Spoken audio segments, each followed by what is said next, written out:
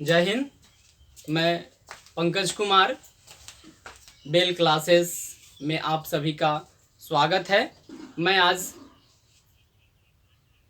Algebra पढ़ाने जा रहा हूं, जो कि जिसमें बीजगणित यानी बीजगणित आज जो हम जीरो से पढ़ाएंगे, पूरा जीरो से, और इसमें एक एक चीज को बताएंगे कि क्या क्या है, नहीं है, कैसे है। वैसे बच्चे जो बिल्कुल बीजगणित से डरते हैं या जिनको पता है कि हमको बीजगणित नहीं आता है बनाने, वैसे बच्चे भी आज बीजगणित सीखेंगे।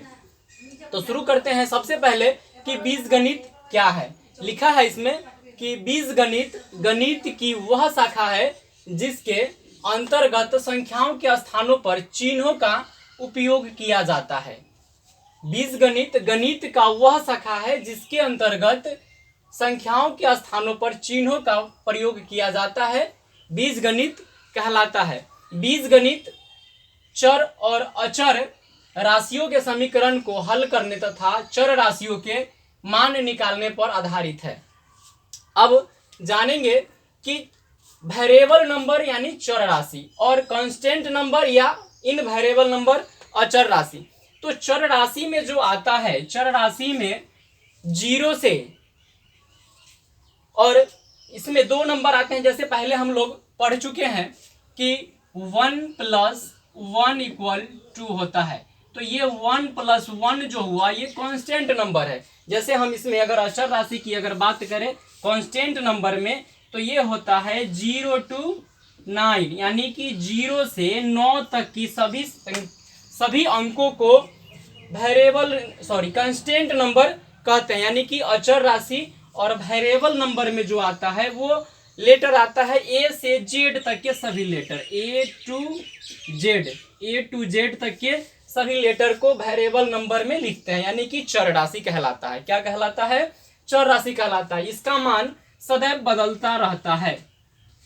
वेरिएबल नंबर का मान सदैव बदलते रहता है, जबकि कांस्टेंट नंबर का मान कभी नहीं बदलता है।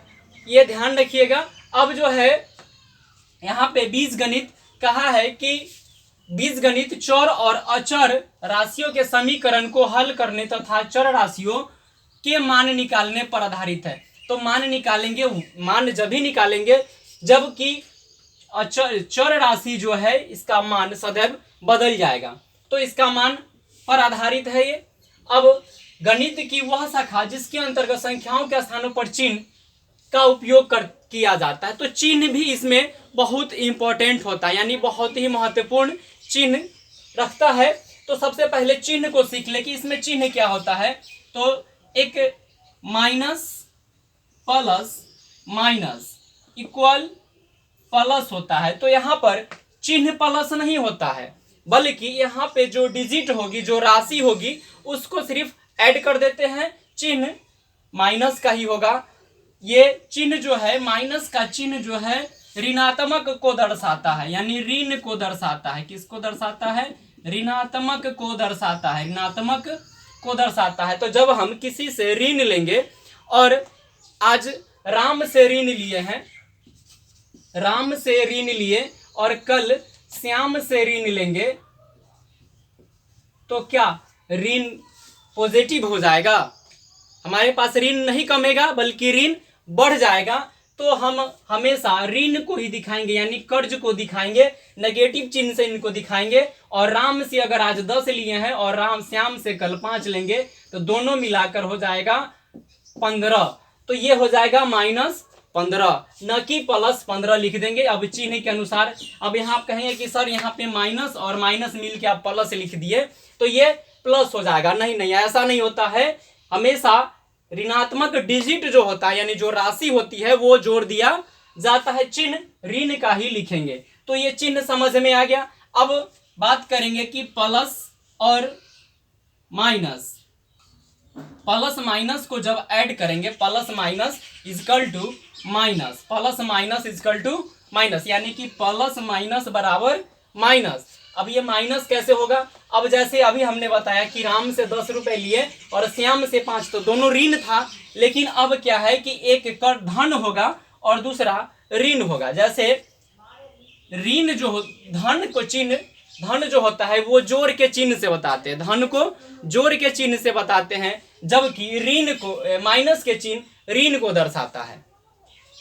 अब तो हम यहाँ देखेंगे कि राम, अगर यहाँ इस 10 रुपए राम के पास है और 5 रुपए श्याम का कर्ज है, तो ये 5 रुपए आसानी से इसको चुका देगा, और चुका के जो बचेगा, चुका देना यानी दे देना, तो 5 रुपए जब इसको दे देगा तो इसके पास 5 रुपए बच जाएगा। तो इसका मतलब हुआ कि प्लस माइनस बराबर माइनस, प्लस माइनस बराबर माइनस, तो ये हो जाएगा माइनस, यानी कि ये प्लस में 5 हो जाएगा, प्लस में 5 हो जाएगा।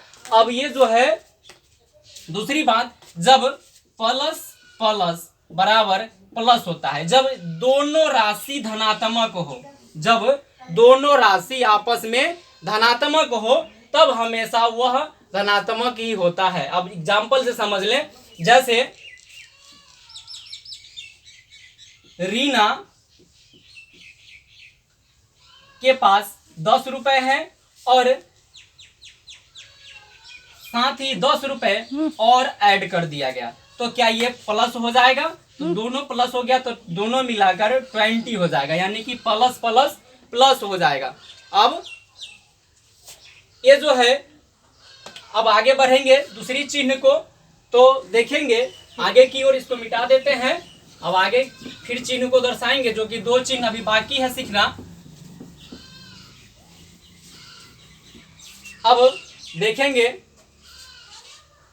प्लस माइनस इक्वल, माइनस होता है प्लस, प्लस बराबर प्लस होता है। अब minus plus equal to minus, और minus minus equal to plus. तो अब यहां पर देखिए ये 4 चिन्ह, जब ये जब क्रिया होगी, जब जोड़ की काम होगा, कब करेंगे? जब जोड़ का काम करेंगे तब इसको करेंगे। जब अलजेब्रा में गुना करते हैं, जैसे माइनस इंटू माइनस, फिर भी यहाँ प्लस ही होता है, और plus into plus equal to plus होता है, यानी कि सेम कंडीशन होता है। सिर्फ इसमें जो है minus equal to minus minus plus होता है, तो यहाँ पर चिन्ह जो है वो माइनस का होगा। तो यहाँ पर ध्यान देना एक चीज और, कि जब प्लस माइनस माइनस, तो कभी कभी होता क्या है कि ऋणात्मक अंक बड़ा होता है। जैसे देखिए 10 रुपए कर्ज है, यानी माइनस के चिन्ह कर्ज को दर्शाता है, और प्लस के चिन्ह धन को दर्शाता है। तो यहाँ दोनों डिजिट देख रहे हैं, तो यहाँ 10 जो है माइनस में है, या 5 जो है प्लस में है, तो 5 धन है और 10 ऋण है। तो यहाँ पर कहेंगे कि सर माइनस प्लस, तो माइनस प्लस इक्वल माइनस, तो माइनस का चिन्ह क्या हो जाएगा? माइनस 10, तो 10 में से 5 घटेगा तो 5 बचेगा, यानी कि -5 हो जाएगा। तो इस तरह से सिंबल को देख लिए।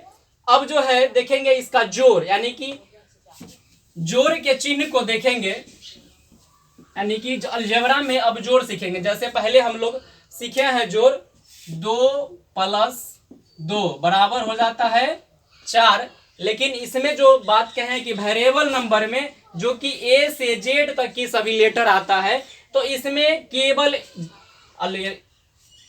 अलजेब्रा नंबर यानी वेरिएबल नंबर लिखा रहेगा, तो इसमें A + A लिखा रहे, तो यहाँ पे A साइलेंट होता है। क्या होता है? A साइलेंट होता है। तो 1 + 1 इक्वल हो जाएगा 2A, यानी A + A बराबर 2A। इसी तरह से जहां पे डिजिट लिखा रहेगा वहां पे जैसे 3A + A, तो यहाँ पर 3 है और यहाँ पर केवल A है, तो 3 और A मिलकर 3A + A बराबर होता है 4A, यानी कि यहाँ पे 1 साइलेंट होता है, यानी जिसको कहते हैं कि छुपा हुआ रहता है। एक क्या होता है? छुपा हुआ रहता है। तो इस तरह से जोड़ बनाते हैं।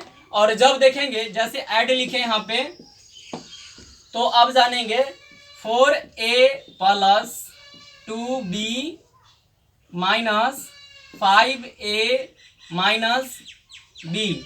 अब इसको जोड़ना है, तो इसको कैसे जोड़ेंगे? यहाँ पर देखेंगे कि अब यहाँ पे सिंबल को लागू करना होगा। सिंबल को देखेंगे यानी चिन्ह को देखेंगे, तो चिन्ह जो होता है ये पॉजिटिव चिन्ह ऊपर है और नीचे नेगेटिव का चिन्ह है, तो पॉजिटिव नेगेटिव, तो पॉजिटिव नेगेटिव क्या होता है, नेगेटिव होता है। यानी कि जब चिन्ह को देखेंगे कि माइनस प्लस, यानी प्लस माइनस इक्वल माइनस, तो काम करना है घटाव का। यहाँ पे चिन्ह जो है घटाव का नहीं होगा, चिन्ह उसी का होगा जो डिजिट बड़ा होगा, चिन्ह उसका लिखेंगे जो डिजिट बड़ा होगा उसका ही चिन्ह लिखेंगे, लेकिन क्रिया घटाव का करेंगे। तो प्लस 2b और माइनस b, तो 2b में से b माइनस होगा तो बचेगा यहाँ पर प्लस b हो जाएगा। अब यहाँ देखेंगे कि 4 पॉजिटिव है और 5 नेगेटिव है, तो अब यहाँ कौन सा चिन्ह लिखेंगे, यहाँ भी प्लस माइनस ही है, तो फिर भी ये घटेगा ही, तो घटेगा तो 5 में से 4 घटेगा, 5 में से 4 घटेगा, तो यानी 5a से 4a को घटाना है, 5a से 4a को घटाना है, तो माइनस a लिखेंगे। क्या लिखेंगे, माइनस a लिखेंगे, क्योंकि यहाँ पे अलजेब्रा का रूल होता है कि 1 साइलेंट होता है, 1 नहीं लिखते हैं, तो यहाँ पर केवल माइनस में a लिखेंगे। तो इसे समझ गए होंगे चिन्ह। अब एक बार और देखा समझ लेते हैं, जैसे 6p minus 10q minus 2p plus 5q। अब इसको आप लोग आसानी से बना सकते हैं। जैसे यहाँ पर देखिए, पहले यहाँ पे नेगेटिव है और फिर बाद में पॉजिटिव है, तो नेगेटिव पॉजिटिव यानी कि माइनस प्लस इक्वल माइनस। इसका कहने का मतलब ये है कि काम फिर माइनस का करेंगे और चिन्ह उसका लिखेंगे जो बड़ा होगा, चिन्ह उसका लिखेंगे जो बड़ा होगा। तो इसमें बड़ा डिजिट कौन है, 10, और छोटा कौन है, 5।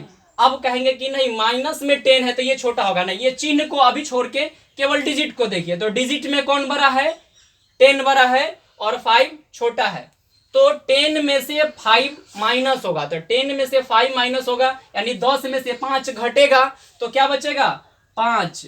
और q है तो q यहाँ लिख देना है।